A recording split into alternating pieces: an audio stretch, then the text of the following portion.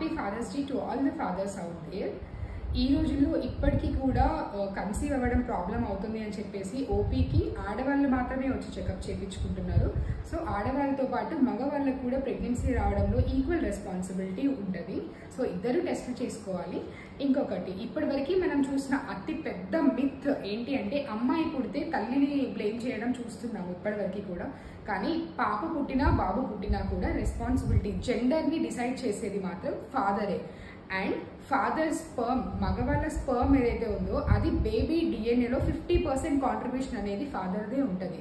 దానివల్ల pour sperm quality అంటే sperm count సరిగ్గా లేకపోయినా, దాని క్వాంటిటీ సరిగ్గా లేకపోయినా, ఏ ప్రాబ్లం ఉన్నా స్పర్మ్లో మిస్క్యారేజెస్ రావడం కానీ, లో బర్త్ వెయిట్స్ కానీ, అంటే టైం కన్నా ముందే పుట్టడం పిల్లలు, అండ్ తక్కువ వెయిట్తో పుట్టడం అనేది చూస్తూ ఉంటాము. సో ఆడవాళ్ళతో పాటు మగవాళ్ళు కూడా ప్రెగ్నెన్సీ రావాలి అంటే ఈక్వల్ కేర్ తీసుకోవాలి. హ్యావింగ్ హెల్దీ లైఫ్ స్టైల్ అంటే హెల్దీ డైట్ తీసుకోవడము, మెయిన్గా స్మోకింగ్ అండ్ ఆల్కహాల్ అవాయిడ్ చేయడము, and proper sleep, adequate sleep తీసుకోవడము, హైడ్రేషన్ చేయడము, అండ్ ప్రాపర్ ఎక్సర్సైజెస్ చేయడము, ఇలాంటివన్నీ ఆడవాళ్ళతో పాటు మగవాళ్ళు కూడా చేయాల్సి ఉంటుంది. సో ఫాదర్స్ రోల్ పిల్లలు పుట్టిన తర్వాత లేకపోతే ప్రెగ్నెన్సీ అప్పుడు కాదండి, ప్రెగ్నెన్సీ ముందు నుంచి కన్సెప్షన్లో కూడా ఫాదర్ రోల్ అనేది చాలా ఇంపార్టెంట్. Thank you.